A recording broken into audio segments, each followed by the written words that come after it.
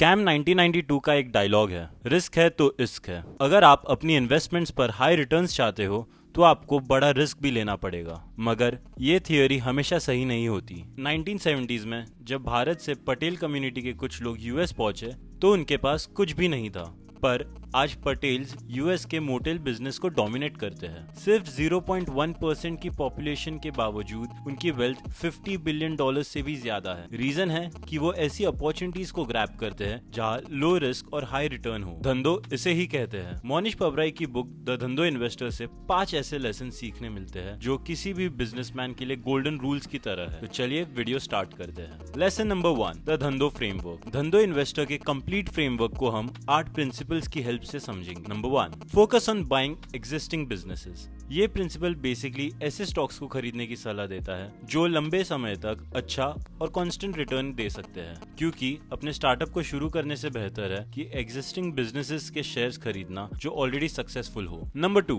Bye simple businesses in industries with slow rate of change. ऐसे businesses में invest करो जिनका मॉडल समय के साथ ज्यादा चेंज ना हो। आज से 50 साल पहले भी लोग मैकडॉनल्ड्स के बर्गर खाते थे और कोक पीते थे, और आज 50 साल बाद भी ये बिजनेसेस ऐसे ही चल रहे हैं, और आज से 50 साल बाद भी ये बिजनेसेस ऐसे ही चलते रहने वाले हैं। Number 3, buy distressed businesses in distressed industries. ऐसे बिजनेसेस को बाय करो जिनका मैनेजमेंट और वर्किंग मॉडल स्ट्रांग हो, पर फिलहाल वो बुरी कंडीशन में है। इससे आप उस बिजनेस को कम कीमत पर खरीद सकते हो। Number 4, buy businesses with durable competitive advantages. उस बिजनेस में इन्वेस्ट करो जिसके पास अपने कंपटीटर से कुछ अनफेयर एडवांटेज हो। अगर उस बिजनेस के पास दूसरों के कंपैरिजन में कोई एडवांटेज नहीं है तो वो लॉन्ग टर्म में बड़ा लॉस दे सकता है। Number 5, bet heavily when the odds are overwhelming in your favour. अक्सर ऐसा होता है कि आपको मार्केट में एक अच्छी अपॉर्चुनिटी तो दिखती है, पर उस समय आपके पास पैसे नहीं होते।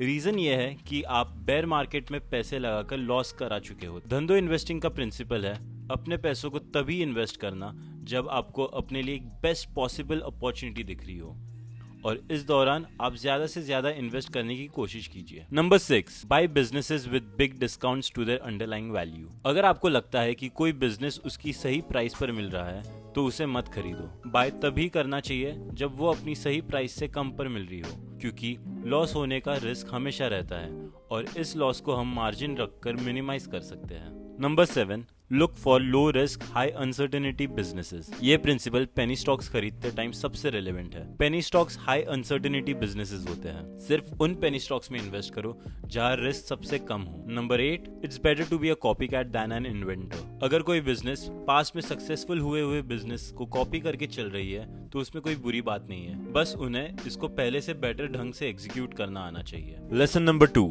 Investing is all about the odds. Principle 5 में मैंने आपको बताया कि जब हमें मार्केट में अच्छी अपॉर्चुनिटी मिलती है तो हमें काफी ज्यादा इन्वेस्ट करना चाहिए, पर आखिर ये काफी ज्यादा कितना है? दोस्तों, मान लीजिए कि आपकी जेब में 100 रुपए है और आपके सामने एक शानदार इन्वेस्टिंग ऑप्शन है। अगर आपकी इन्वेस्टमेंट की प्रॉफिटेबिलिटी की चांसेस 60% है और लॉस के चांस 40% है, मतलब प्रॉफिट हुआ तो पैसा डबल और लॉस हुआ तो पैसा आधा बचेगा, क्लियरली यह ऑड्स आपके फेवर में है, तो आपको यह इन्वेस्ट जरूर करना चाहिए। पर क्या आपको अपनी जेब के पूरे पैसे इन्वेस्ट कर देने चाहिए? इसका जवाब है नहीं। आपको इसका सिर्फ 20 से 25% ही इन्वेस्ट करना चाहिए, जिससे आप सेफर साइड पे रहोगे। Lesson number 3, look for low risk high uncertainty businesses. Normally लोग ऐसे स्टॉक्स को खरीदना पसंद करते हैं जिनमें लो रिस्क और लो अनसर्टेनिटी हो, पर ये लोग भूल जाते हैं कि रिस्क और अनसर्टेनिटी एक ही चीज नहीं होते। अब मान लो कि एक स्टॉक है जिसके लिए एक प्रोबेबिलिटी परसेंटेज कुछ इस तरह है।